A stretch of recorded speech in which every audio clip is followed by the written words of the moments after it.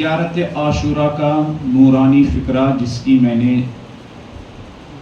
تلاوت کا شرف حاصل کیا ہے، اللہم اجعل محیای محیا محمد و آل محمد و مماتی ممات محمد و آل محمد۔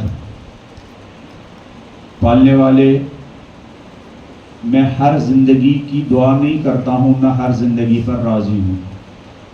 پالنے والے، میں شعور کی گہرائیوں سے محمد و آل محمد کی زندگی کے لیے دست دعا ہوں، اور اپنے لیے جو زندگی پسند کرتا ہوں وہ محمد و آل محمد کی زندگی پسند کرتا ہوں۔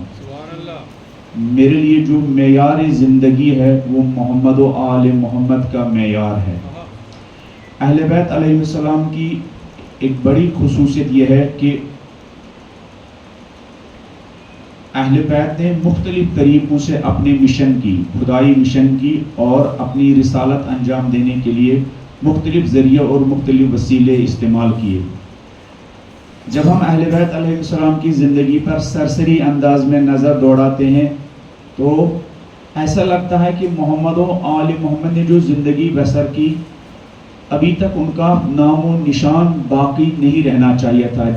زندانوں میں زندگی بسر کی، قید خانوں میں زندگی بسر کی، دشمنوں کے نرگے میں زندگی بسر کی، جنگوں میں انہوں نے زندگی بسر کی۔ جتنے دوست سے اس سے 1000 گنا ان کے دشمن تھے، جتنے دوست تھے اس سے 1000 گنا دشمن تھے، جتنے وفادار تھے اس سے 1000 گنا بے وفا لوگ تھے، جس کا بڑا نمونہ کربلا ہی ہے۔ 12,000 لوگوں نے وفاداری کے خط لکھے، لیکن وفاداری کے میدان میں 70-72 ہی لوگ ٹک سکے، ہے نا؟ جب کسی انسان کی کنڈیشن ایسی ہو، جب کسی انسان کی حالت ایسی ہو کہ اس کے دشمنوں کی تعداد زیادہ ہو اور ماننے والوں کی تعداد بہت انگشت و شمار ہو، پھر ایسے لوگ ابھی تک زندہ ہیں، ان کا نام زندہ ہے، ان کا مشن زندہ ہے، ان کی سیرت زندہ ہے، ان کی تعلیمات زندہ ہیں۔ ہاں، ہر زندہ سے زندہ ان کی تعلیمات ہے، ہر زندہ سے زندہ حسین علیہ السلام ہے، ہر زندہ سے زندہ کربلا زندہ ہے، ہر زندہ سے زندہ کیا عاشورہ زندہ ہے۔ اس کے پیچھے کیا راز ہے؟ یہ میری اور آپ کی محنت ہے۔ میں نے اور آپ نے محمد و آل محمد کو زندہ رکھا، ہمارے آبا و اجداد نے محمد و آل محمد کو زندہ رکھا نہیں، محمد و آل محمد نے اپنے مشن کو خود زندہ رکھا ہے۔ اور اگر ہمارے اندر بھی کچھ زندگی کی نشانیاں پائی جاتی ہے، وہ زندگی کی نشانیاں بھی محمد و آل محمد کے صدقے ہیں۔ اگر میرے اور آپ کے درمیان زندگی کی نشانیاں پائی جاتی ہیں، مثلا آپ اٹھے ایک ایسی جگہ پر آئے جہاں آپ کو کچھ نہیں ملے گا، سمپل سا ایک کپ چائے ملے گا، آپ نے آج اس سوشل میڈیا کی ٹائٹ زندگی میں کیا سب کچھ چھوڑ دیا، موبائل چھوڑا، آفس چھوڑا، یہاں چلے آئے، گرمی میں بھی چلے آئے، بارش میں بھی چلے آئے، ہاں، راستہ بھی دور، 1-2 کلومیٹر سے، 3 کلومیٹر سے، کوئی 5 کلومیٹر سے، کوئی 10 کلومیٹر سے یہاں آیا ہے۔ یہ زندگی کی نشانی ہے، یعنی آپ محمد و آل محمد کے پیچھے ارد گرد پروانے کی طرح کیا طواف کر رہے ہیں، ان کے پیچھے چل رہے ہیں پروانے کی طرح۔ اس میں آپ کے ماں باپ کا زیادہ کردار ہے یا خود محمد و آل محمد میں؟ محمد و آل محمد کا اس میں زیادہ رول ہے، اس میں محمد و آل محمد کا رول ہے۔ اس لیے زیارت جامع کبیرہ میں محمد و آل محمد کا جو ایک لقب ہے، جو ایک ٹائٹل ہے، جو ایک عنوان ہے، جو ایک خطاب ہے، وہ یہ کہ ساسۃ العباد۔ ساسۃ العباد، ساسۃ العباد کیا ہے؟ ساسہ سائس کی جمع ہے، سائس سنگولر فارم ہے اور ساسا پلولر فارم ہے۔ سائس کس کو کہتے ہیں؟ سائس یعنی سیاست گزار، سیاست مدار۔ ہمارے یہاں سیاست مدار کس کو کہتے ہیں؟ جس کو سب سے زیادہ دھوکہ دینا آ جائے اس کو ہم کہتے ہیں کیا؟ پولیٹیشین، ہے نا؟ اس لیے کہ ہمارے یہاں سیاست ایکوال ٹو کیا ہے؟ دھوکہ دڑی۔ جس کو سب سے زیادہ دھوکہ دینا آ جائے، جس کو الیکشن میں 110 مرتبہ جھوٹ بولنا آ جائے، اس کو ہم کہتے ہیں کیا؟ پولیٹیشین، ہے نا؟ آج ایک انٹرنیشنل یعنی میگزین نے مثلا انڈیا کی 2024 کے الیکشن کے بارے میں گفتگو کی، کتنا جھوٹ بولا گیا، ہاں، اور وہ بڑے بڑے لوگوں کے ہاتھوں میں، اس طرف اب نہیں جاؤں گا۔ ہمارے یہاں جس کو سب سے زیادہ جھوٹ بولنا آ جائے، ارے یہ تو سیاست دان ہے، یہ تو پولیٹیشین ہے، یہ تو سیاست مدار ہے۔ ہمارے یہاں سیاست کے معنی کیا ہو گئی ہے؟ دھوکہ دینا، جھوٹ بولنا، فریب دینا، ہاں۔ لیکن سیاست کے جو عربی میں جو میننگ ہے اس کی میننگ دھوکہ نہیں ہے، اس کی میننگ پلاننگ کرنا اور منصوبہ بندی کرنا ہے. اور پلاننگ کرنے والے کو سائز کہتے ہیں. پلاننگ کرنے والے کو کیا کہتے ہیں؟ سائز کہتے ہیں. منصوبہ بندی کرنے والے کو سائز کہتے ہیں. اس لیے زیارت جامع کبیرہ میں اہل بیت علیہ السلام کو کہا گیا ساسۃ العباد، خدا کے بندوں کی پلاننگ اور منصوبہ بندی کرنے والے. شیعوں کی منصوبہ بندی کرنے والے نہیں، کلمہ گو لوگوں کی منصوبہ بندی کرنے والے نہیں. ساسۃ العباد، خدا کے بندوں کی منصوبہ بندی کرنے والے، خدا کے بندوں کی بہتری کے بارے میں فکر کرنے والے، خدا کے بندوں کی برائٹ فیوچر کے بارے میں، اچھی زندگی کے بارے میں کیا سوچنے والے، پلان بنانے والے، اسٹریٹجی لکھنے والے. ساسۃ العباد. اور صحیح معنی میں روئی زمین پر سب سے بڑے بہتر انسان اس بنی آدم کے لیے بہترین منصوبہ ساز کون ہے، بہترین پلانر کون ہے؟ وہ محمد و آل محمد. اور محمد و آل محمد نے کیسے پلاننگ کی ہے؟ ایسا نہیں ہوتا تھا ایک میٹنگ لگتی تھی، ٹیبل ہوتا تھا، اے سی کا کمرہ ہوتا تھا، وہاں طرح طرح کے پکوان ہوتے تھے، وہاں طرح طرح کی کیا سہولیات ہوتی تھی، وہاں طرح طرح کی فیسلٹی ہوتی تھی. ایسا نہیں تھا محمد و آل محمد. محمد و آل محمد نے جو بشریت کے لیے منصوبہ بندی کی وہ کسی ایسے کمرے میں نہیں کی جہاں چاروں طرف کیا اے سی لگے ہوئے ہو، اگر 10 لوگ میٹنگ میں ہو تو 50 لوگ پیر دبانے والے ہو، 50 لوگ کیا پنکھا چلانے والے ہو. ایسا نہیں تھا. اگر آپ کو یہ دیکھنا ہو کہ محمد و آل محمد نے کیسے اپنے ماننے والوں کی اور خدا کے بندوں کی منصوبہ بندی کی ہے تو آپ کو رہبر معظم انقلاب آیت اللہ عظمہ خامنئی کی ایک کتاب 250 سالہ انسان کا مطالعہ کرنا چاہیے. ان کی ایک کتاب ہے 250 سالہ انسان. 250 سالہ انسان کیوں؟ 250 سالہ انسان کا کیا مطلب؟ ہمارے اماموں میں کسی ایک کی ایج 250 سال تھی؟ کسی کی 250 سال ایج تھی؟ 250 سال کسی کی ایج نہیں تھی. لیکن ہمارے اماموں کا امام زمانہ کی غیبت تک جو پیریڈ بنتا ہے وہ 250 سال بنتا ہے. وہ رہبر معظم کا کانسیپٹ یہ ہے کہ امام علی سے لے کر امام زمانہ تک گویا یہ ایک ہی انسان تھا جس انسان کے کیا زندگی کے مختلف سٹیج تھے. ہر سٹیج، ہر کنڈیشن، ہر شرائط کے مطابق اس نے اپنی ذمہ داری نبھائی. گویا اس ایک انسان کی کیا 250 سال میں مختلف پڑاؤ تھے. ہر پڑاؤ اور ہر کنڈیشن میں انہوں نے اپنی کنڈیشن کے مطابق فریضہ انجام دیا. لیکن گویا یہ ایک ہی انسان تھا جس کی ایج کیا تھی؟ 250 سال تھی. اس لیے ہم کہتے ہیں اولنا محمد، اوسطنا محمد، آخرنا محمد. ہمارا پہلا بھی محمد ہے، ہمارا وسط بھی محمد ہے، ہمارا آخری بھی کیا ہے؟ محمد. اہل بیت علیہ السلام کی زندگی میں کوئی تضاد نہیں ہے. امام جعفر صادق اور امام حسین علیہ السلام کی زندگی میں کوئی تضاد نہیں ہے. شہید مرتضی مدری کا مشہور جملہ، وہ کہتے ہیں اگر امام جعفر صادق علیہ السلام علیہ السلام امام حسین کے زمانے میں ہوتے تو کیا امام جعفر صادق امام حسین کی کنڈیشن میں مجلس درس بچھاتے، 400 لوگوں کو کیا سبق پڑھاتے؟ نہیں. اگر امام جعفر صادق بھی امام حسین کے زمانے میں امام حسین جیسی کنڈیشن میں ہوتے تو امام جعفر صادق کے ہاتھ میں تلوار ہوتی. اور اگر امام حسین علیہ السلام امام جعفر صادق علیہ السلام کے زمانے میں ہوتے تو کیا امام حسین کے ہاتھ میں تلوار ہوتی؟ نہیں. امام حسین علیہ السلام امام جعفر صادق علیہ السلام کی کیا مجلس درس سجاتے. اہل بیت نے ہر کنڈیشن کے مطابق اپنی ذمہ داریاں نبھائی. اہل بیت نے ہر کنڈیشن اور ہر زمانے کے مطابق کیا ذمہ داری نبھائی، منصوبہ بندی کی، پلاننگ کی ہے. یہ زیارت جامع کبیرہ کا جملہ ساسۃ العباد، ساسۃ العباد، بندگانی خدا کی کیا کرنے والے؟ منصوبہ بندی کرنے والے. یہ عزاداری بھی محمد و آل محمد کی بہترین منصوبہ بندی کا ایک نمونہ ہے. یہ عزاداری بھی محمد و آل محمد کی منصوبہ بندی کا ایک بہترین نمونہ ہے. اہل بیت نے خود اپنے زمانے میں ایسی منصوبہ بندی کی کہ قیامت کی صبح تک حسین علیہ السلام کا نام زندہ رہے. بہت ساری نمونے میں اس طرف نہیں جاؤں گا، علماء سے آپ نے سنا ہوگا. تو سیاست العباد یعنی بندگان خدا کی منصوبہ بندی کرنے والے، تو انہوں نے کن کنڈیشنز میں منصوبہ بندی کی، انہوں نے کن حالات میں بندگان خدا کی پلاننگ کی ہے، انہوں نے کن حالات میں بندگان خدا کی بہتری کے لیے کیا پروگرام مرتب کیا، کن حالات میں؟ نارمل حالات میں نہیں، نارمل حالات میں نہیں۔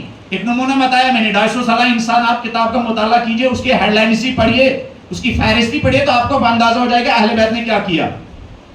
تو اسی منصوبہ بندی میں اہل بیت علیہ السلام نے جو وسیلہ استعمال کیا، جو ٹول استعمال کیا بندگان خدا کی منصوبہ بندی کے لیے، دعا کا استعمال کیا۔ اہل بیت علیہ السلام بظاہر دعا پڑھ رہے تھے، لوگ بھی کہہ رہے تھے چلو یہ تو دعا پڑھ رہے ہیں، اپنے ماننے والوں کو دعا کی تعلیم دے رہے تھے، ہمارا اس سے کوئی نقصان نہیں ہے۔ لیکن اہل بیت علیہ السلام اسی دعا کے قالب میں اپنے ماننے والوں کی سیاست گزاری بھی کرتے تھے، منصوبہ بندی بھی کرتے تھے، اور ان کے فیوچر کی پلاننگ بھی کرتے تھے دعا کے قالب۔ بظاہر امام زین العابدین علیہ السلام نے اپنے ماننے والوں کو بظاہر دعائیں سکھائی، لیکن انہی دعاؤں کے قالب میں زندگی گزارنے کا سلیقہ سکھایا، انہی دعاؤں کے قالب میں مبارزہ کرنے کا سلیقہ سکھایا، انہی دعا کے قالب میں مختلف کنڈیشنز میں زندگی گزارنے کا سلیقہ بھی سکھایا۔ اور کیا ٹول استعمال کیا؟ مختلف قسم کی زیارتیں، مختلف قسم کی زیارتیں۔ یہ جو ہر ایونٹ پر کوئی نہ کوئی زیارت ہے، کوئی ایونٹ ایسا نہیں ہے ہماری تاریخ میں جہاں آپ کو مولا حسین کی زیارت نہیں ملے گی، امام علی علیہ السلام کی زیارت نہیں ملے گی، باقی اماموں کی زیارت نہیں ملے گی۔ لیکن چونکہ ہماری قوم نے فیصلہ کر کے رکھا ہے ہمیں ان چیزوں کو بغیر غور و فکر کے کیا پڑھنا ہے، اس لیے ان زیارت پڑھنے کا کوئی اثر نہیں۔ یہی زیارت عاشورہ، اس میں اہل بیت علیہ السلام نے 15 قسم کے پلان بنائے ہیں اپنے ماننے والوں کے لیے۔ کتنے؟ اور ویژن دیا اپنے ماننے والوں کو، ان کی نگاہ کے سامنے بڑی دنیا، بڑا ویژن، بڑا نصب العین ان کے سامنے رکھا۔ انہی زیارت عاشورہ کے بڑے منصوبوں میں سے ایک بڑا منصوبہ، ایک بڑا پلان یہ ہے کہ اہل بیت علیہ السلام اپنے ماننے والوں کے لیے زندگی کا جو آئیڈیل، زندگی کا جو نمونہ، زندگی کا جو اسوہ انٹروڈکشن، جس کا انٹروڈکشن وہ دے رہے ہیں، زندگی گزارنے کے جس آئیڈیل کا وہ تعارف دے رہے ہیں، وہ کیا ہے؟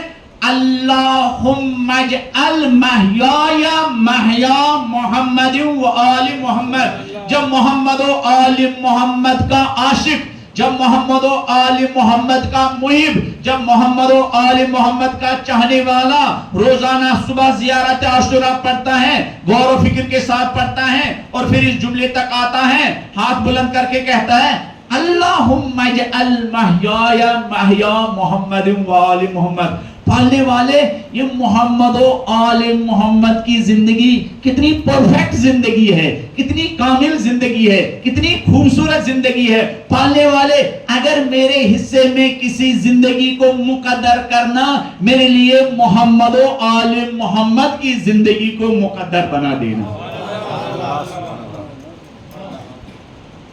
اللہم اجعل، یہ دعا کب انسان کرتا ہے؟ جب اس نے غور و فکر کیا ہو، جب اس نے سوچا ہو محمد و آل محمد کی زندگی کے ہائی لائٹس، محمد و آل محمد کی زندگی کی خصوصیات، محمد و آل محمد کی زندگی کی کوالٹیز انسان کی نگاہوں کے سامنے ہو۔ پھر جب ان کی زندگی کی کوالٹیز انسان کی نگاہوں کے سامنے ہو، جب محمد و آل محمد کی زندگی کی خصوصیات انسان کی نگاہوں کے سامنے ہو، جب محمد و آل محمد کی زندگی کی زیبائی انسان کے آنکھوں کے سامنے ہو، جب محمد و آل محمد کی زندگی کی بیوٹی انسان کے سامنے ہو، جب محمد و آل محمد کی زندگی کی خوبصورتی انسان کے سامنے ہو، جب محمد و آل محمد کی زندگی کی ڈیپتھ اور گہرائی انسان کے سامنے ہو، تو ہر انسان، وہ مسلم ہو یا نان مسلم ہو، وہ محمد و آل محمد کا ماننے والا ہو یا نہ ماننے والا ہو، اس کی دل کی گہرائی سے ایک آواز آئے گی، پالنے والے، محمد و آل محمد کی زندگی کتنی بہترین زندگی ہے، پالنے والے میں تجھ سے اسی بہترین زندگی کا تقاضا کرتا۔ لیکن ہم نے چونکہ قسم کھائی ہے، کیا بغیر سمجھے قرآن کو پڑھنا بغیر سمجھے، دعاؤں پڑھنا بغیر سمجھے، قرآن کو پڑھنا بغیر سمجھے، زیارت کو پڑھنا. ورنہ انہی دعاؤں کے قالب میں، انہی زیارت کے قالب میں محمد و آل محمد نے بندگان خدا کی زندگی کی انجینئرنگ کی ہے. پتہ نہیں آپ نے میرا جملہ سمجھا یا نہیں؟ انہی دعا کے قالب میں، اسی زیارت عاشورہ کے قالب میں محمد و آل محمد نے اپنے ماننے والوں اور ہر پڑھنے والے کی زندگی کی انجینئرنگ کی ہے، اس کے ڈائریکشن معین کی ہے، اس کی سمت معین کی ہے، اس کی جہت معین کی ہے. یہ کتنی بڑی دعا ہے دعا اس زیارت عاشورہ میں. اللہم اجعل محیا محمد و آل محمد. یہ انسان کب یہ دعا پڑھ سکتا ہے؟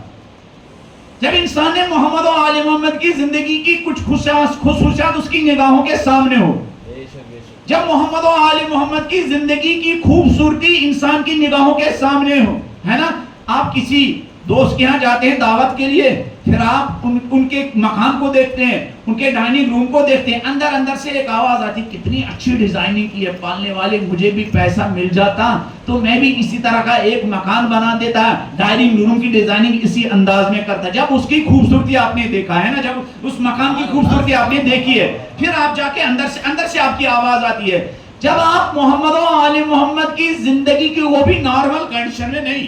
دیکھیے ایک مرتبہ آپ ایک انسان کو دیکھتے ہیں نارمل کنڈیشن میں، اس کے ارد گرد جو لوگ ہیں وہ سب کیا پنکھا چلانے والے ہیں، وہ دیکھتے ہیں نہ جنگ ہے، سب ماننے والے ہیں، سب پیروی کرنے والے ہیں، سب سننے والے ہیں، سارے وسائل بھی ہے، دولت بھی ہے، میڈیا بھی ہے، ہاں سب کچھ ہے، ہاتھ بھی ہے. پھر آدمی کوئی بات کرے، پھر آدمی کوئی بھاشن دے، پھر آدمی کوئی تقریر کرے، پھر آدمی کوئی پلان بنائے، پھر آدمی کوئی منصوبہ بندی بنائے، تو اس میں کوئی بڑی تعجب کی بات نہیں ہے. لیکن ایک انسان جس کو بات کرنے بھی نہیں دیتے ہیں، جس کے گھر میں بھی کیا جاسوس رکھے ہوئے ہیں، ہے نا، محمد و آل محمد کی زندگی میں. آپ کو پتہ ہے ہمارے ائمہ کے دور میں ایک ایسا پیریڈ بھی آیا ہے، ان کے گھروں پر پہرا بچھا ہوا تھا. پھر محمد و آل محمد کے جو رازدار لوگ تھے وہ کس بہانے اندر جاتے تھے؟ وہ تیل بیچنے کے بہانے اندر جاتے تھے، وہ سبزی بیچنے کے بہانے اندر جاتے تھے، روزمرہ کی جو چیزیں ہیں نا، ڈیلی نیڈز، ان کو بیچنے کے بہانے، اور آل محمد کے ساتھ کیا وہ اس بیچنے کے بہانے اندر جاتے تھے، اور پھر وہیں سے کوئی پیغام لے کے جاتے تھے. کبھی کبھی ایسا ہوتا تھا دو لکڑیوں کے بیچ میں محمد و آل محمد کا کوئی کاغذ، کوئی پروانہ، کوئی نامہ چھپا ہوا ہوتا تھا، وہ باہر جا کے گر جاتا تھا. محمد و آل محمد نے سخت ترین کنڈیشنز میں اپنے ماننے والوں کی زندگیوں کی منصوبہ بندی کی ہے، انجینئرنگ کی ہے، پلاننگ کی ہے. اب یہ دعا آج میں صرف مختصر انٹروڈکشن دے گا، کل سے انشاءاللہ گفتگو اچھی طرح شروع کریں گے. ابھی لمبا سفر طے کر کے آیا ہوں. بلند آواز میں صلوات پڑھ لیجیے.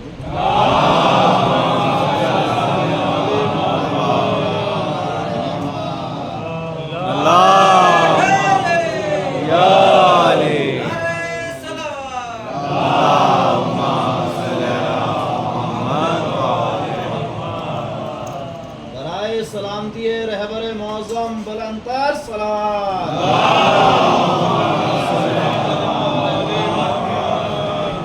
اب یہ سوال آپ کے ہمارے نوجوانوں کے کیا ذہن میں سوال پیدا ہو سکتا ہے، بھئی کیا خصوصیت تھی محمد و آل محمد کی زندگیوں میں کہ روزانہ زیارت عاشورہ میں ہم سے یہ جملہ ریپیٹ کروایا جا رہا ہے، اللہم اجعل محیایا محیا محمد و آل محمد. پالنے والے جو ہمارے ارد گرد ہزاروں قسم کے زندگی گزارنے کے طریقے ہیں، ہزاروں قسم کے زندگی گزارنے کے کیا سٹائل ہیں، بہت سارے لوگوں کا لائف سٹائل ہے.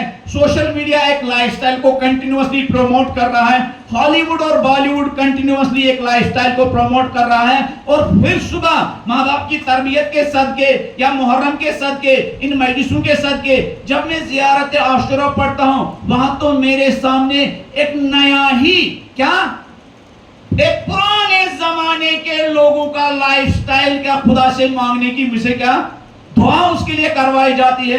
میں تو ماڈرن زمانے کا رہنے والا ہوں، 5G زمانے کا رہنے والا ہوں، ہاں ٹیکنالوجی کے دور کا رہنے والا ہوں، اور مجھ سے 1400 سال رہنے والے لوگوں کی زندگیوں کو آئیڈیل بنا کر پیش کیا جاتا ہے، اور مجھ سے یہ کہا جاتا ہے صبح اگر زبان سے کوئی دعا کرنا بھی ہے تو محمد و آل محمد جیسی زندگی گزارنے کے لیے دعا کرو، اگر کسی لائف سٹائل کو اپنے لیے پسند کرو تو محمد و آل محمد کے لائف سٹائل کو اپنے لیے پسند کرو، اگر کسی سیرت کو زندگی گزارنے کے انداز کو پسند کرتے ہو تو محمد و آل محمد کی زندگی گزارنے کے کیا طریقے کو پسند کرو۔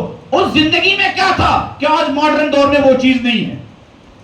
اس 14 سال 100 سال پہلے زندگی گزارنے والے ان نورانی ہستیوں کی زندگی میں کیا کوالٹی تھی، کیا خصوصیات تھی کہ ہم آج دیکھتے ہیں ماڈرن دور کے انسان کی زندگی میں وہ خصوصیات نہیں ہیں، ماڈرن دور کے انسان کی زندگی میں وہ کوالٹیز نہیں ہیں۔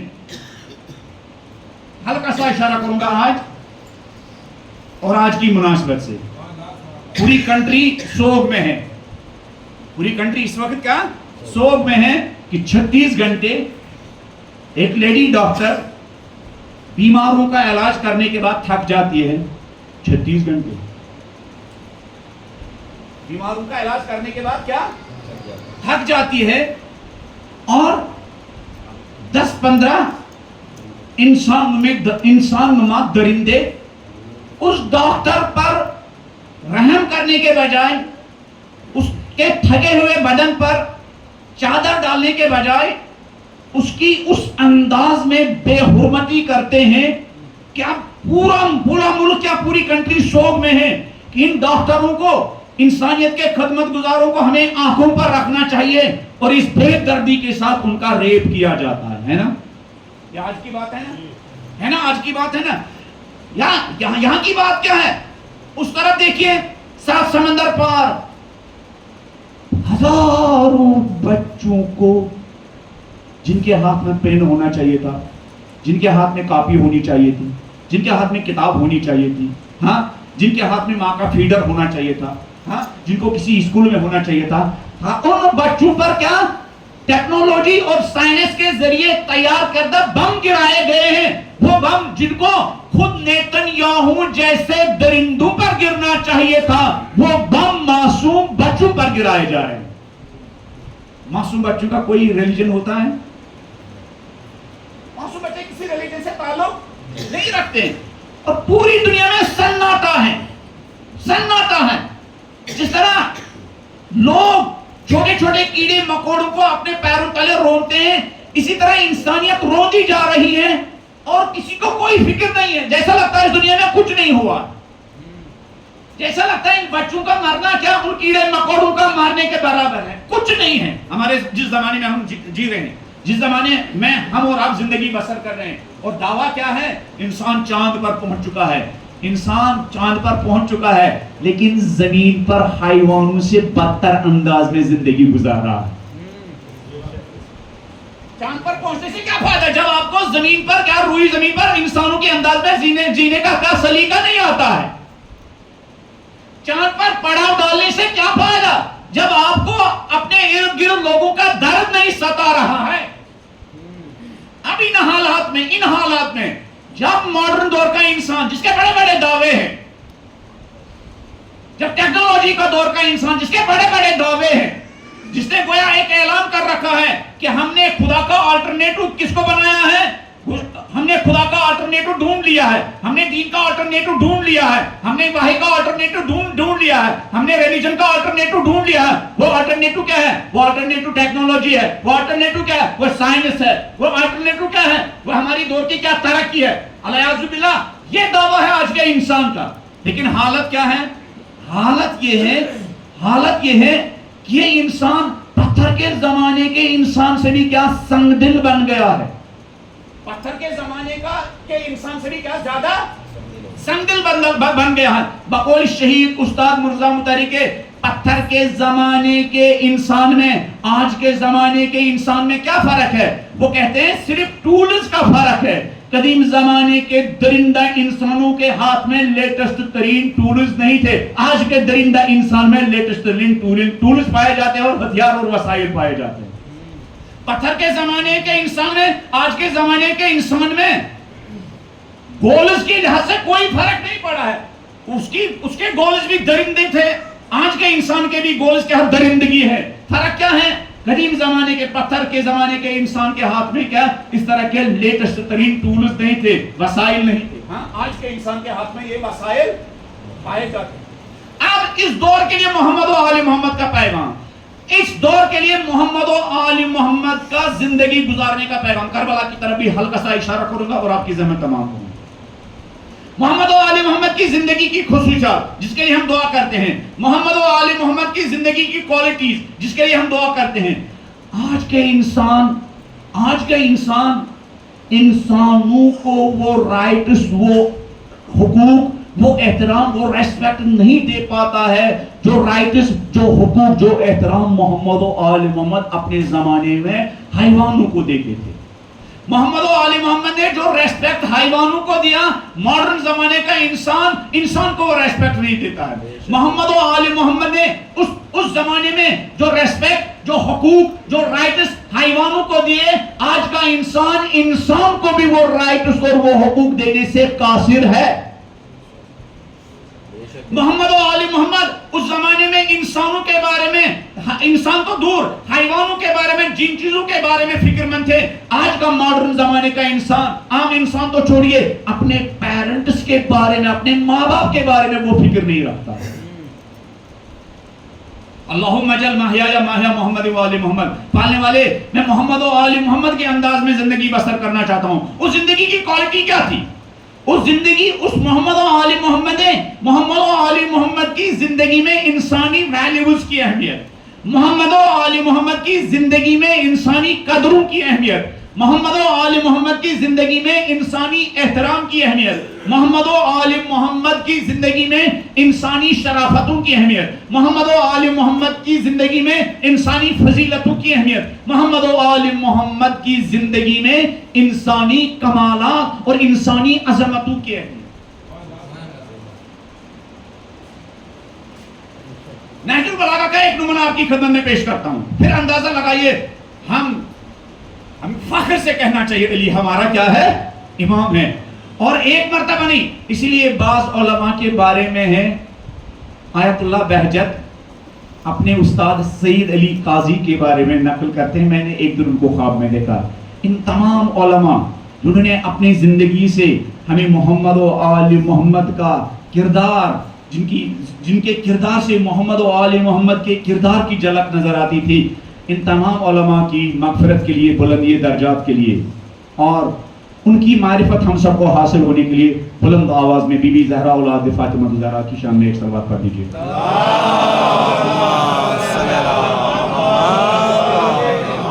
آیت اللہ بہجت نقل کرتے ہیں کہ ایک دن میں نے اپنے استاد سید علی قاضی کو خواب میں دیکھا. آیت اللہ بہجت کے استاد تھے سید علی قاضی. میں نے ان سے پوچھا, استاد دنیا کے کسی کام کے بارے میں آپ کے دل میں حسرت ہے, کاش میں نے اور زیادہ اس کو انجام دیا ہوتا؟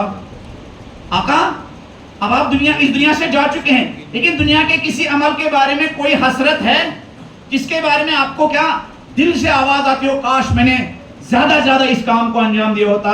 تو آئے بہجت فرماتے ہیں, ہاں میرے استاد نے خواب میں مجھ سے کہا, ہاں بہجت زیارت عاشورہ کے بارے میں حسرت ہے, کاش میں نے ایک سے زیادہ مرتبہ اس کو روزانہ پڑھا ہوتا. ایک مرتبہ نہیں بلکہ کئی بار دن میں اس زیارت کو پڑھا ہوتا. یہاں مجھے اندازہ ہوا کہ زیارت عاشورہ کی برکتیں کیا ہے اور زیارت عاشورہ کی کیا فضیلتیں کیا ہے. ہمارے بچے جب مشکلات میں گر جاتے ہیں تو ادھر سادھوؤں کے پیچھے لگ جاتے ہیں, ہے نا. مجلس میں ہم کہتے ہیں ہماری درس کا کربلا, مجلس میں ہم صدقے جاتے ہیں محمد و آل محمد میں, جہاں ہم نے دیکھا ایک بھیڑ کسی سادھو کے پیچھے جاتی ہے, کسی ایسے انسان جو ٹوٹلی کیا عریان ہے اس کے پیچھے جاتے ہیں, کسی ایسے انسان جس کے بال لمبے ہیں. ہم سمجھتے سارے لوگ اس پہ چاہتے تھے کوئی نہ کوئی کمال تو کیا, اگر اس کے ہاں کوئی کمال ہوتا تو اس کے بدن پر لباس ہوتا تو یہ ننگا نہ ہوتا.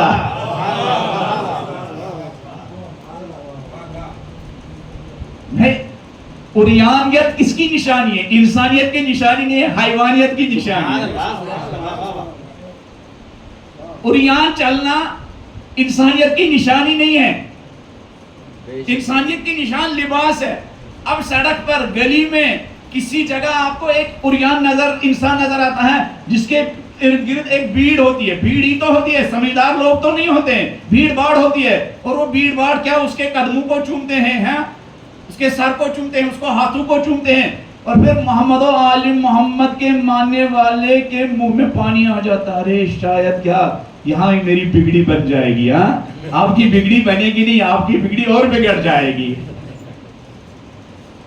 محمد و آل محمد نے آپ کو یہ سلیقہ سکھایا ہے. خدا کی بارگاہ میں نام حسین لے کر حاضر ہو جاؤ. یہ علامہ طباطبائی کا جملہ ہے. 2 وسیلے خدا تک پہنچنے کے بہترین وسیلے ہیں, ایک قرآن خدا کی کتاب اور نام حسین علیہ السلام.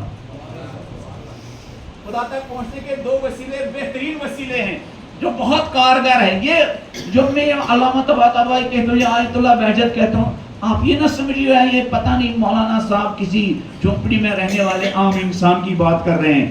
جب ان عظیم انسانوں کو یورپ اور امریکہ کی بڑی بڑی ہستیاں دیکھتے ہیں تو وہ ہینڈس اپ کرتی ہیں. ان کو دیکھ کر ہینڈس اپ کرتی ہیں جب ان نورانی ہستیوں کو دیکھتی ہیں.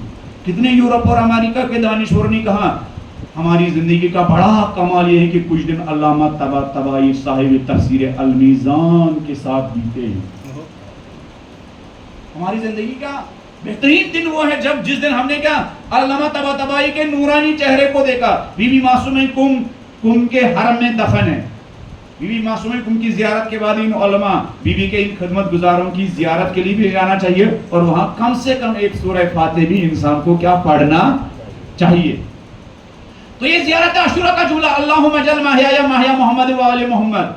ہم ایک ایسی زندگی کے لیے, آئیڈیل زندگی کے لیے خدا کی بارگاہ میں درخواست کرتے ہیں, مثالی زندگی کے لیے خدا کی بارگاہ میں درخواست کرتے ہیں. وہ آئیڈیل زندگی جو آئیڈیل زندگی نہ فقط ہمیں انسانوں کے بارے میں ریسپانسبل بناتی ہے بلکہ انسان تو انسان حیوانوں کے بارے میں بھی ریسپانسبل بنا دیتی ہے.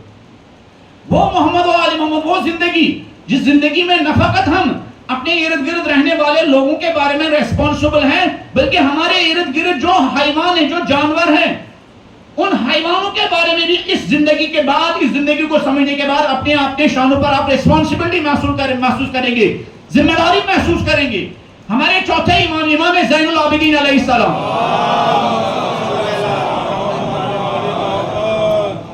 امام زین العابدین علیہ السلام نے ایک اونٹ پر 16-17 حج کیے. ایک اونٹ پر کتنے مرتبہ؟ 16 یا کہاں سے؟ مدینے سے مکہ تک. مدینے سے مکہ تک 16-17 حج کیے, لیکن ایک مرتبہ بھی امام زین العابدین نے تازیانے کا استعمال نہیں کیا اس حیوان کو مارنے کے لیے. یہ مولانا کے لیے اور مجھ جیسے طالب علم کے لیے کہنا بہت آسان ہے نا. ایسا نہیں تھا کہ وہ حیوان ادھر ادھر نہیں جاتا تھا. امام فرماتے ہیں ادھر ادھر بھاگتا تھا, راستے سے بھٹکتا بھی تھا, لیکن امام کہتے ہیں جب میں اس کو مارنے کی کوشش کرتا تھا تو خدا کی کبریائی یاد آ جاتی تھی, خدا کے حضور میں حیا محسوس کرتا تھا کہ میں اس بے زبان جانور پر تازیاں نہ ماروں, کوڑے ماروں. یہ کون ہے؟ اونٹ. یہ کون ہے؟ 17 حج امام نے کیے. 17 حج امام نے کیے. ہم میں سے کوئی کہہ سکتا ہے, ہم میں سے کوئی یہ کہہ سکتا ہے میں نے آدم کی بیٹی کے ساتھ 10 سال 15 سال 20 سال 30 سال ازدواجی زندگی گزاری, فیملی زندگی گزاری, ایک مرتبہ بھی میں نے آدم کی بیٹی کو کیا نہیں ڈانٹا ہے اور اس کو ناراض نہیں کیا؟ کوئی کہہ سکتا ہے؟ کوئی کہہ سکتا ہے؟ امام کہتے ہیں حیوان, اس حیوان پر میں نے 16 حج کیے, 17 حج کیے, ایک مرتبہ بھی میں نے کوڑا نہیں مارا, ایک مرتبہ بھی تازیانہ نہیں مارا.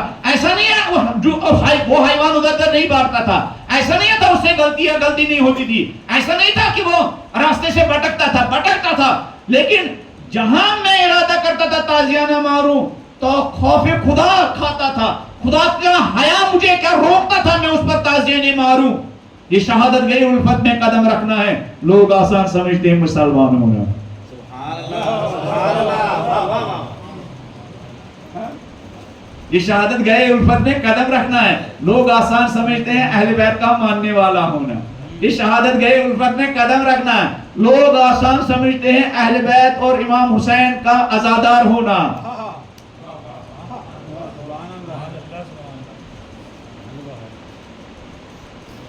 پھر امام زین العابدین نے وقت شہادت، آج کا ماڈرن زمانے کا انسان اور وہ زمانہ، آج انسان کو وہ رائٹس نہیں ملتے ہیں جو اہل بیت حیوانوں کو جو رائٹس دیتے تھے. آج انسان کو انسانوں کے ذریعے وہ ریسپیکٹ نہیں ملتا ہے جو ریسپیکٹ اور احترام اہل بیت حیوان کو دیتے تھے. اسی لیے ہم کہتے ہیں اللہم اجل محیا محیا محمد و آل محمد. پالنے والے، میں جس خوبصورت زندگی کی درخواست کرتا ہوں وہ خوبصورت زندگی ہالی ووڈ اور بالی ووڈ کی زندگی نہیں ہے، ماڈرن دور کی زندگی نہیں ہے. میں محمد و آل محمد کی خوبصورت زندگی کے لیے درخواست کرتا ہوں. پھر امام نے وقت شہادت اپنے بیٹے امام محمد باقر، جن سے یہ زیارت عاشورہ منسوب ہے، وصیت کی. کہا بیٹا باقر، اس اونٹ پر بیٹھ کر میں نے 16-17 حج بجا لائے. بیٹا جب یہ اونٹ مر جائے تو اس کو ایسے پھینک نہ دینا، اس کو دفن کر دینا تاکہ یہ کیا درندوں کا لقمہ نہ بن جائے. هل جزاء الاحسان هل جزاء الاحسان. اگر کسی نے آپ کے ساتھ احسان کیا تو انسان کے ضمیر سے آواز آتی ہے نیکی کا بدلہ سوائے نیکی کو کچھ اور نہیں ہو سکتا. نیکی کا بدلہ سوائے نیکی کے کچھ اور نہیں ہو سکتا ہے. جانور بھی انسان کے ساتھ احسان کرے. امام کہتے ہیں بیٹا باقر، اس کو ایسے ہی نہ پھینک دینا، کسی گڑھے میں نہ ڈال دینا، اس کو باقاعدہ دفن کرنا. امام باقر فرماتے ہیں جب یہ اونٹ تبدیلی کیسے آتی ہے، چینجنگ کیسے آتی ہے؟ تقریروں سے چینجنگ نہیں آتی ہے، گلا پھاڑنے سے چینجنگ نہیں آتی ہے، سر پر بڑا امامہ رکھنے سے چینجنگ نہیں آتی ہے. چینجنگ کریکٹر سے آتی ہے. چینجنگ. ہم پورے دہرادون میں ایک بہت بڑا ساؤنڈ سسٹم لگائے، اندر 100 لوگ اور باہر 1000 لوگ ہماری مجلس کو سنے. وہ ان 1000 لوگوں پر کوئی اثر نہیں ہوگا ہمارے مائک کا، ہمارے ساؤنڈ سسٹم کا، جب تک آپ کے کردار میں وہ انسانی ویلیو اور انسانی عظمتوں کا احترام محسوس نہ کرے.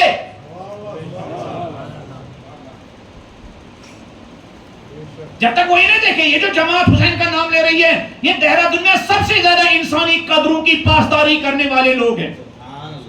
جب ان کو پتہ چلتا ہے ایک ہندو کو خون کی ضرورت ہے تو 10 ماتمی کرنے والے ہاسپٹل کے باہر بھیڑ لگا دیتے ہیں. بہن آپ اپنا خون نہ دیجیے گا، میں خون دوں گا.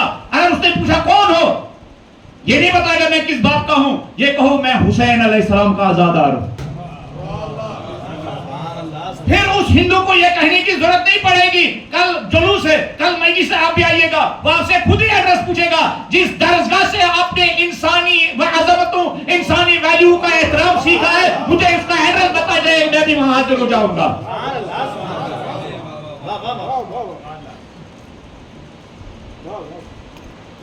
پھر آپ سے وہ خود ہی ایڈریس پوچھے گا کہاں یہ انسانی احترام انسانی ریسپیکٹ کا سبق آپ نے سیکھا ہے. آپ نے کہا حسین کی مجلس، وہ ڈھونڈ ڈھونڈ کے آئے گا، وہ یوٹیوب میں دیکھے گا، وہ سرچ کرے گا یہ کون سی درسگاہ ہے جہاں اس دور میں جہاں انسانوں کو حیوانوں جیسا کا ریسپیکٹ بھی نہیں ہے، احترام بھی نہیں ہے، قدر و قیمت بھی نہیں ہے. آج بھی ایک ایسی جماعت ہے، آج بھی ایک ایسا گروپ ہے جو بیانڈ کیا ریلیجن بیانڈ مسلک ہے انسان کی خدمت کے لیے کیا حاضر رہتے ہیں.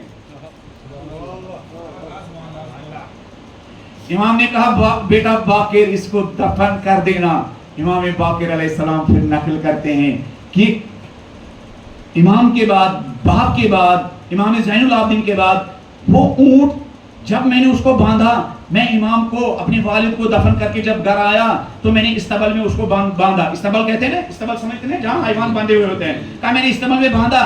پھر جب میں کچھ دیر کے بعد دیکھا، میں نے دیکھا اس نے رسی توڑی ہے اور ڈھونڈتے ڈھونڈتے میں پہنچا، پتہ چلا وہ امام زین العابدین کی قبر پر وہ اونٹ سر پیٹ رہا ہے. وہ اونٹ سر پیٹ رہا ہے. کہا میں اس کو لے کے آیا، پھر میں نے باندھا. پھر کچھ دیر کے بعد دیکھا پھر اس نے رسی توڑی ہے، پھر میں ڈھونڈنے نکلا، پھر میں نے دیکھا وہ اونٹ کہاں پہنچا ہے؟ امام زین العابدین کی قبر پر اپنا سر پیٹ رہا ہے۔ کہا میں نے 3 مرتبہ اس کو باندھا، تیسری مرتبہ دیکھا کہ وہ رو رہا ہے اور امام کی قبر کے ساتھ اپنا سر کیا پیٹ رہا ہے، اور قریب میں گیا تو وہ اونٹ مر چکا تھا، وہ اونٹ مر چکا تھا۔ اس اونٹ کو کس نے رلایا؟ یہ اس کون سی چیز تھی؟ یہ اونٹ اپنی رسی توڑ کے امام زین العابدین کی قبر پر جا رہا تھا۔ یہ اونٹ بھی محسوس کر رہا تھا پالنے والے اس مدینے میں انسانوں کو وہ ریسپیکٹ نہیں ملتا ہے جو زہرا کے فرزند زین العابدین نے مجھ حیوان کو دیا۔ پالنے والے میں مدینے میں دیکھ رہا ہوں بچے اپنے ماں باپ کو وہ ریسپیکٹ نہیں دے رہے ہیں جو ریسپیکٹ کیا اہل بیت علیہ السلام کا یہ جیتا جاگتا نمونہ حیوانوں کو دیتا ہے۔ پالنے والے میں دیکھ رہا ہوں مدینے میں بھائی بھائی کا وہ اتنا خیال نہیں رکھتا ہے جتنا امام زین العابدین، یہ نسل فاطمہ الزہرا، یہ نسل انا آتینا کل کوثر، یہ نسل کوثر جس طرح حیوانوں کے ریسپیکٹ کا خیال رکھتا ہے۔ پالنے والے اس مدینے میں انسان کو انسان کی اتنی فکر نہیں ہے جتنی اس نسل فاطمہ الزہرا کے اس امام زین العابدین کو حیوان کے ریسپیکٹ کی فکر ہے، حیوان کے احترام کی فکر ہے، حیوان کے رائٹس کی فکر ہے، حیوان کے حقوق کی فکر ہے۔ 3 مرتبہ یہ جب میں دعا کرتا ہوں اللہم اجعل محیا محمد و آل محمد۔ پالنے والے کتنی خوبصورت زندگی ہے یہ محمد و آل محمد۔ انسان کو تو چھوڑیے تو حیوان کو بھی ایک سر سوزن کے برابر کوئی تکلیف نہیں پہنچاتی۔ پالنے والے اللہم اجعل محیا محمد و آل محمد۔ پالنے والے انسان تو چھوڑیے یہ تو حیوان کو بھی کیا بیجا تازیانہ بھی نہیں مارتے ہیں، غلطی کرنے کے بعد اس کو کوڑا بھی نہیں مارتے ہیں، غلطی کرنے کے بعد اس پر کیا لاٹھی ڈنڈے سے کیا نہیں مارتے ہیں، غلطی کرنے کے بعد اس کو ڈانٹتے بھی نہیں ہیں۔ وہ حیوان بھی یہ سمجھ رہا تھا اللہم اجعل، جب میں دعا کرتا ہوں اللہم اجعل محیا محمد و محمد۔ پالنے والے میں صبح اٹھا، میری زبان پر بہت سارے دعائیں ہیں، ایک بڑی دعا پالنے والے میری دعا یہ ہے پالنے والے جب تک سانس لوں تو محمد و آل محمد کے انداز میں سانس لوں۔ پالنے والے یہ دل دھڑک رہا ہے، پالنے والے یہ دل دھڑ کے محمد و آل محمد کے انداز میں یہ دل دھڑ کے۔ پالنے والے صبح شام میں مختلف قسم کے کیا عمل کام کرتا رہوں گا، پالنے والے میرے کام کرنے کا انداز محمد و آل محمد جیسا ہے۔ پالنے والے کھانا کھا میں صبح اٹھوں گا کچھ سوچنے لگوں گا، پالنے والے میرے سوچنے کا انداز محمد و آل محمد جیسا ہو۔ پالنے والے میرے دن گزرے تو محمد و آل محمد کے انداز میں گزرے، پالنے والے میری راتیں ہوں تو میری راتیں بھی محمد و آل محمد کے انداز میں گزرے، میری راتیں بھی گزرے تو محمد و آل محمد کے انداز میں گزرے۔ میں اس طرف گیا ہی نہیں۔ امام علیہ السلام نے جو اپنے ایک گورنر کو حیوانوں کے رائٹس کے بارے میں خط لکھا تھا، اب میں اس کی طرف کل آؤں گا، بلند آواز میں صلوات کر دیجیے۔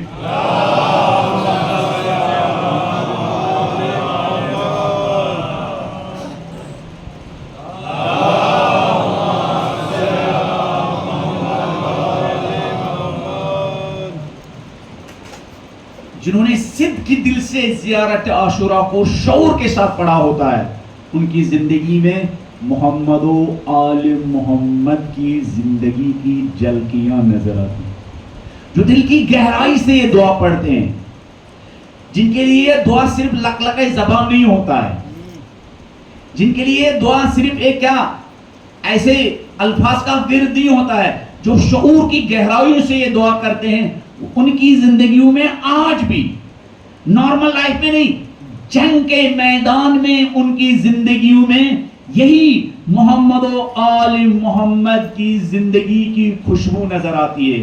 ہم نے دیکھا کچھ سال پہلے ایران عراق میں شام میں زمانے کے یزیدیوں نے، زمانے کے عمر سعد نے، زمانے کے ابن جاد جیسے لوگوں نے اہل بیت کے ماننے والوں پر، اہل بیت کے مقدس مقامات پر حملہ بولا. پھر ان کے مقابلے میں کچھ حسینی جنہوں نے زیارت عاشورہ سے کیا شوق شہادت، جذب شہادت سیکھا تھا، وہ میدان میں اترے. انہوں نے اپنے ملک کی سرحدوں کو چھوڑا، انہوں نے اپنے بیوی بچوں کو کیا چھوڑا، انہوں نے اپنی جاب کو چھوڑا، انہوں نے اپنی سہولیات کو چھوڑا، انہوں نے اپنے آرام کو چھوڑا، انہوں نے اپنے چھوٹے چھوٹے بچوں کو چھوڑا، انہوں نے اپنے بوڑھے ماں باپ کو چھوڑا. کیوں؟ اس لیے کہ ہر چیز سے ایک زیارت عاشورہ، وہ انسان جس کی زندگی میں زیارت عاشورہ کی سپرٹ ہوتی ہے، اس کی زندگی کے لیے سب سے اہم چیز کیا؟ محمد و آل محمد ہوتے ہیں. جب محمد و آل محمد کی عزت و آبرو خطرے میں ہوتے ہیں، وہ کہتے ہیں یہ جان حسین کا صدقہ ہے، اسے مولا ہی پروار ہو.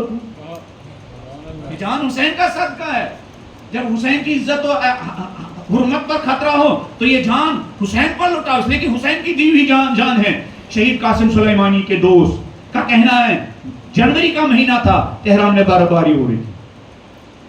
جنوری کا مہینہ تھا، تہران میں برف باری ہو رہی تھی، اور شہید قاسم سلیمانی شام میں داعش کے ساتھ مصروف جہاد تھے.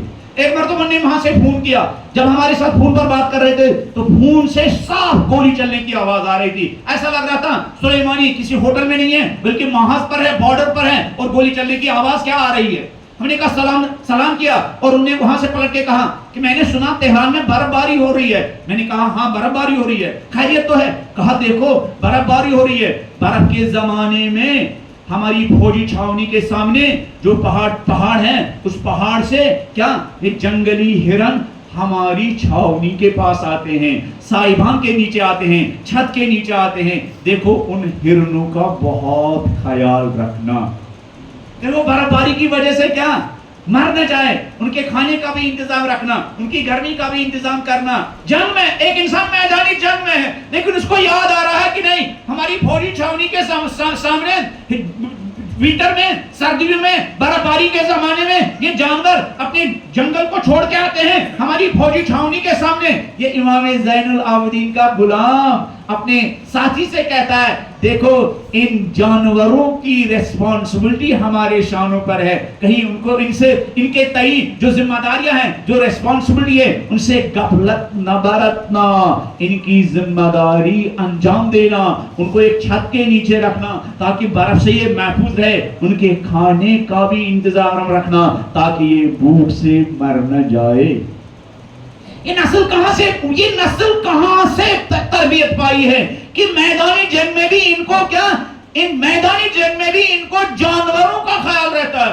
ہم جب گھر سے نکلتے ہیں ہمیں کوئی فکر نہیں ہوتی ہے بوڑھے باپ نے کھانا کھایا یا نہیں، بوڑھی ماں نے ناشتہ کیا یا نہیں، وہ آدم کی بیٹی جو میرے یہاں بیاہی آئی ہے اس نے کھانا کھایا یا نہیں، وہ بہن جس نے مجھے دعا کے ساتھ گھر سے رخصت کیا تھا، میں کالج پہنچنے کے بعد، میں آفس پہنچنے کے بعد، میں اپنی کمپنی میں پہنچنے کے بعد، میں مارکیٹ میں پہنچنے کے بعد ان کو پوچھتا بھی نہیں ہے. اس لیے کہ میرے اور آپ کے لیے زندگی کس چیز کا نام ہے؟ کھانے پینے کا نام ہے. اور ان لوگوں کے لیے زندگی انسانی رشتوں کو نبھانے کا نام تھا. میرے لیے زندگی کیا ہے؟ میرے لیے آج کی جنریشن کے لیے زندگی کیا ہے؟ بڑا سا آئی فون ہاتھ میں ہو. زندگی یہی اسی کا نام ہے زندگی. اور پھر اس آئی فون کے ذریعے، اس موبائل کے ذریعے کہاں کس گندگی کے ساتھ آج کی جنریشن کیا مصروف کار ہوتی ہے، اس کی طرف نہیں جاؤں گا. لیکن یہ لوگ، ان کے لیے زندگی کس چیز کا نام ہے؟ ان کے لیے زندگی نام ہے رشتے نبھانے کا. وہ چاہے خدا کی بے زبان مخلوق ہو، وہ جانور ہو، وہ حیوان ہو، ان کی ریسپانسبلٹی نبھانا زندگی کا نام ہے. یا ہمارے آس پڑوس میں رہنے والے، ہمارے ماں، ہمارے باپ ہو، بیوی بچوں، ہمسائے ہو. آج ہمارے پاس ٹائم ہی نہیں ہے، کوئی بیمار ہے، ہم کسی بیمار، ہم یہ فون کبھی نہیں رشتوں کو مضبوط کرنے کے لیے نہیں اٹھاتے ہیں. ایک زمانے میں جب لوگوں کے ہاتھ میں موبائل نہیں تھا وہ رشتوں کی زیادہ خبر لیتے تھے. اب جب موبائل بھی ہاتھ میں ہے، میں ویڈیو کال بھی کر سکتا ہوں، دن میں 10 مرتبہ ماں کی خیریت بھی پوچھ سکتا ہوں. نہیں پوچھتا ہوں، کیوں؟ اس لیے کہ آج کی زندگی کیا، اس ماڈرن دور کی زندگی کا جو سائیڈ ایفیکٹ ہے، انسانی رشتے میننگ لیس ہو گئے، ان کی کوئی قیمت نہیں. الیکٹرانک ڈیوائسز کی قیمت ہے لیکن ہمارے سامنے جن کی دعاؤں کے صدقے میں ہم جیتے ہیں. ہماری مجلس میں یہ جوان ہیں, ان کو لگتا ہے میں جی رہا ہوں, میں جس کمال تک پہنچا ہوں اس میں میری محنت ہے. نہیں, یہ آپ کو بھول خیال ہے. اس جوانی کی جو بہاریں نصیب ہوئی ہے, آپ کے ٹیلنٹ کو جو نکھار آیا ہے, آپ کی صلاحیت کو جو نکھار آیا ہے, آپ کی صلاحیت جو پروان چڑھی ہے, اس کے پیچھے ماں کے سجدے میں گرنے کے بعد دعاؤں کا بھی اثر ہے, بہن کی دعاؤں کا بھی اثر ہے, باپ کے دعاؤں کا بھی اثر ہے, باپ کی دعاؤں کا بھی اثر ہے. اور اگر ہمیں یہ سمجھنا ہے اس زندگی کی ویلیو, اس زندگی کی قدر و قیمت, تو ہمیں کربلا جانا ہوگا. اللہ اکبر. مولا حسین علیہ السلام نے, جب مولا حسین علیہ السلام سے بیعت کا مطالبہ کیا گیا تو مولا نے یزید کے 4-5 کرائم گنے. یزید کے 4-5 سیاہ کارنامے مولا حسین نے گنے. ان میں سے ایک کرائم کیا تھا؟ یزید رجل شارب الخمر. میں کس انسان کی بیعت کروں جس کے ہاتھ میں شراب کا بوتل ہوتا ہے, جس کے صبح و شام کیا شراب کی محفلوں میں بسر ہوتے ہیں, معلن بالفسق. میں کس کی بیعت کروں جو علل اعلان کھلم کھلا گناہ کرنے والا ہے, اس کی بیعت کروں. قاتل النفس المحترمہ, نفس محترمہ یعنی وہ انسان جس کو خدا نے ریسپیکٹ دیا ہے. وَلَقَدْ كَرَّمْنَا بَنِي آدم.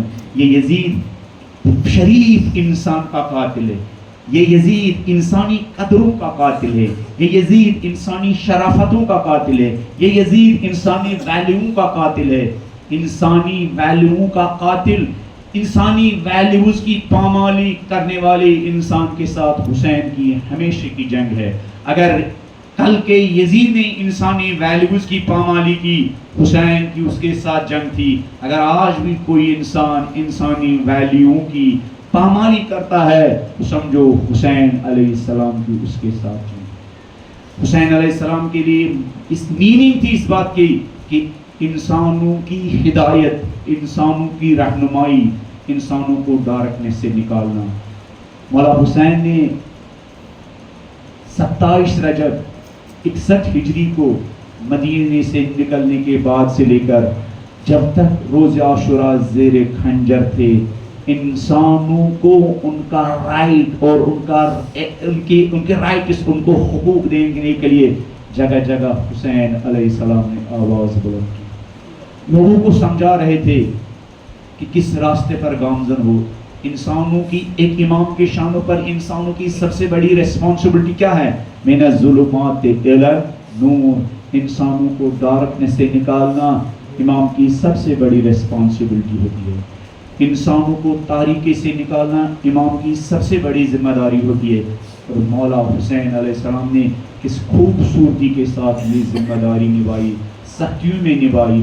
وہ لوگ جو امام سے فرار کرتے تھے, امام موقع کے تلاش میں ہوتے تھے کہ وہ اپنا وظیفہ من الظلمات الی النور, لوگوں کو تاریکی سے نکالنے, لوگوں کو ڈارک سے نکالنے کی ذمہ داری انجام دے. مولا جب مکے سے نکلے تو حسین علیہ السلام کے ساتھ ساتھ زہیر کین بھی نکلے. تاریخ نے لکھا جہاں حسین علیہ السلام خیمہ نصب کرتے تھے, زہیر حسین کے خیموں سے بہت دور اپنا خیمہ نصب کرتے تھے. وہ نہیں چاہتے تھے زہیر کا سامنا حسین کے ساتھ ہو جائے, لیکن تاریخ نے لکھا ایک جگہ زہیر کو مجبوراً حسین کے خیموں کے قریب اپنا خیمہ نصب کرنا پڑا. اللہ اکبر. جب زہیر نے حسین کے خیموں کے قریب اپنا خیمہ نصب کیا تو حسین علیہ السلام نے اپنے قاصد کو بھیجا. زہیر اپنے خیمے میں کھانا کھا رہا تھا. جب حسین علیہ السلام کا قاصد پہنچا, جب حسین کا پیغام پہنچا, ایک مرتبہ جو ہاتھ میں لقمہ تھا وہ ایسے ہاتھ میں رکھا رہا. اہلیہ نے پوچھا زہیر خیریت تو ہے؟ تو یہ لقمہ کھاتا کیوں نہیں ہے؟ خیریت تو ہے؟ کہا میں جو چاہتا تھا, جو میں نہیں چاہتا تھا وہی ہوا. کیا تو نہیں چاہتا تھا؟ کیا نہیں چاہتا تھا زہیر؟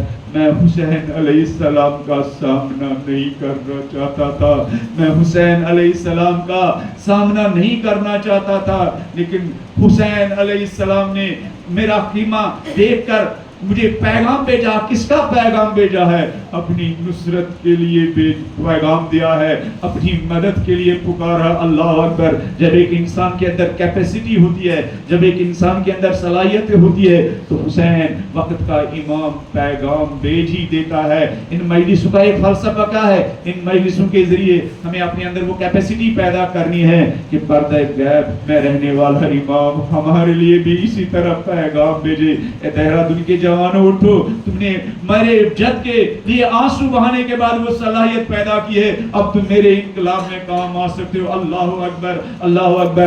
زہر کی اہلیہ نے پوچھا ظاہر کیا ارادہ ہے؟ کہ میں فیصلہ نہیں کر پاتا ہوں۔ اللہ اکبر۔ کتنا خوش قسمت ہے وہ انسان جس کو ایک باشعور اور بیدار شریک حیات نصیب ہوئی ہو۔ کہا اللہ اکبر، فرزند زہرا بلا رہا ہے اور میرا زہر فیصلہ نہیں کر پا رہا ہے۔ زہر یہ زنانہ لباس لو تم پہنو اور وہ مردانہ لباس مجھے دے دو۔ اپنی شریک حیات نے نصرت امام کے لیے تیار کیا، زہر کی بے اہلیہ نے اپنے شوہر کو امام کی وفاداری کے لیے تیار کیا، امام کا ساتھ دینے کے لیے تیار کیا۔ تاریخ نے لکھا جب زہر اپنے خیمے سے نکلا تو نہ چاہتے ہوئے بادل ناخواستہ حسین کے خیمے میں گیا، حسین کے کیمپ کے پاس گیا۔ تاریخ نے لکھا کہ جب زہر حسین کے خیمے سے باہر آیا، پتہ نہیں حسین علیہ السلام نے زہر کو کیا سنایا، کیا پیغام دیا۔ وہ زہر جو بادل ناخواستہ حسین کے پاس گیا، خوشی خوشی حسین کے خیمے سے باہر آیا،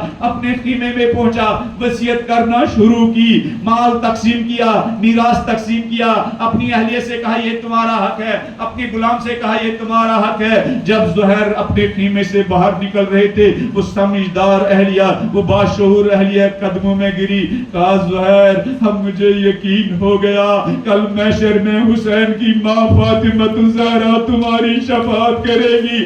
زہر جس دن حسین کی ماں فاطمہ الزہرا تمہاری شفاعت کرے گی، زہر اس دن مجھے نہ بھولنا، زہر مجھ سے وعدہ کرو اس وقت جب فاطمہ الزہرا تمہاری شفاعت کرے گی، مجھ سے وعدہ کرو مجھے اس وقت نہ بھولا۔ اللہ اکبر۔ یا فاطمہ الزہرا ہمیں اپنے اعمال پر کوئی بھروسہ نہیں ہے، ہمیں ان آنسو کے صدقے آپ کی شفاعت پر بھروسہ ہے۔ اللہ اکبر، اللہ اکبر۔ زہر کی اہلیہ نے زہر کو روانہ کیا۔ اللہ اکبر۔ وہ انسان جو حسین علیہ السلام سے دور بھاگ رہا تھا، حسین علیہ السلام کے رکاب میں شامل ہو گیا، حسین کے رکاب میں جان دی۔ روز عاشورہ جب حسین شہیدوں کا ایک ایک کر کے نام لے رہے تھے، مختلف شہیدوں کا نام لیا، ایک مرتبہ زہر کا بھی نام لیا۔ ارے مسلم کہاں سو رہے ہو؟ ارے زہر کہاں سو رہے ہو؟ ارے میرے حبیب کہاں سو رہے ہو؟ اجرکم اللہ۔ اتنا بلند مرتبہ ہوا زہر کا، وہ جو حسین سے بھاگ رہا تھا اب اتنا بلند مرتبہ ہوا۔ روز عاشورہ حسین نام لے کر زہر کو آواز دے رہے۔ ایک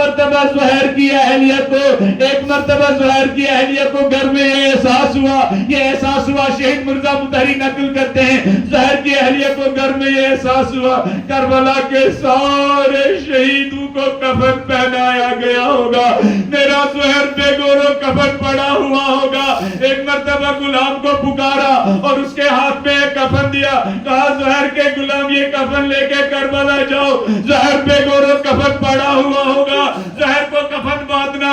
زہر کا غلام آیا، کربلا پہنچا، کیا دیکھا سارے شہداء بے گورو کفن پڑے ہوئے ہیں، حسین بے گورو کفن پڑا ہوا ہے۔ ایک مرتبہ زہر کے غلام نے کہا زہر میں کفن لے کے آیا تھا زہر، مگر زہر میں کیسے کفن پہناؤں؟ فرزند زہرا بے گورو کفن پڑا ہوا ہے، زہرا کے لاڈلے بے گورو کفن پڑے ہوئے، علی کی نسل بے گورو کفن پڑی ہوئے، حسین علی اکبر بے گورو کفن پڑے ہوئے، عباس و قاسم بے گورو کفن پڑے ہوئے۔ زہر مجھے معاف کرنا، میں تمہیں کیسے کفن پہناؤں زہر؟ اللہ لعنت اللہ علی القوم الظالمین۔ وَسَيَعْلَمُ الَّذِينَ ظَلَمُوا أَيَّ مُنقَلَبٍ يَنقَلِبُونَ إِنَّا لِلَّهِ وَإِنَّا إِلَيْهِ رَاجِعُونَ بِذَنبِ قَضَائِهِ وَتَسْلِيمًا لِحَمْدِهِ۔ پالنے والے کربلا کے شہیدوں نے اپنی زندگی وقت کے امام کے راستے میں قربان کی۔ پالنے والے ایسی زندگی جو امام زمانہ کے کام آئے، ایسی زندگی بسر کرنے کی توفیق عطا فرما۔ پالنے والے کربلا کے شہیدوں نے وقت کے امام کے سامنے حق کی نصرت ادا کیا. پالنے والے ہم سب کو امام زمانہ کا ناصر و مددگار بننے کی توفیق عطا فرما. پالنے والے کربلا کے شہیدوں نے اپنا سب کچھ امام کے راستے میں قربان کیا. پالنے والے ہم سب کو بھی طرح طرح کی نعمتوں سے نوازا ہے. پالنے والے ان تمام نعمتوں کے ذریعے امام زمانہ کی مشن کو آگے بڑھانے کی توفیق عطا فرما. پالنے والے ایسی زندگی جو امام زمانہ کے کام آئے ایسی زندگی بسر کرنے کی توفیق عطا فرما. پالنے والے ایسی صلاحیتیں جو امام زمانہ کے راستے میں خرچ ہو. پالنے والے ایسی صلاحیتوں کو اپنے اندر پیدا کرنے کی توفیق عطا فرما. پالنے والے ایسی نسل جن کے ہاتھوں میں امام زمانہ کا پرچم ہو. پالنے والے ایسی نسل کی تربیت کرنے کی توفیق عطا فرما. پالنے والے ایسے دوست جو ہمارا ہاتھ پکڑ کر انگلی تھام کر امام زمانہ کے راستے پر چلنا سکھائے. پالنے والے ایسے دوست ہم سب کو نصیب فرما. پالنے والے ایسا مال جو مال امام زمانہ کے مشن کی آبیاری کے لیے خرچ ہو. پالنے والے ایسا مال ہم سب کو نصیب فرما. پالنے والے ایسی پاک زندگی جس کا خریدار پردے غیب میں رہنے والا زہرا کا فرزند مہدی بنے. پالنے والے ایسی پاک و پاکیزہ زندگی بسر کرنے کی توفیق عطا فرما. پالنے والے جن مرحومین نے ہمارے دلوں میں حسین کی محبت کو بسایا. پالنے والے ان مجلسوں کے ثواب کے صدقے ان تمام مرحومین کو کروٹ جنت نصیب فرما. پالنے والے اس مجلس میں جو پریشان حال ہے پالنے والے ان کی پریشانیوں کو دور فرما. پالنے والے جو بیمار ہیں ان کو شفائے عاجل عنایت فرما. پالنے والے جو سختیوں میں گرے ہوئے پالنے والے ان کی سختیوں کو دور فرما. ماتم حسین.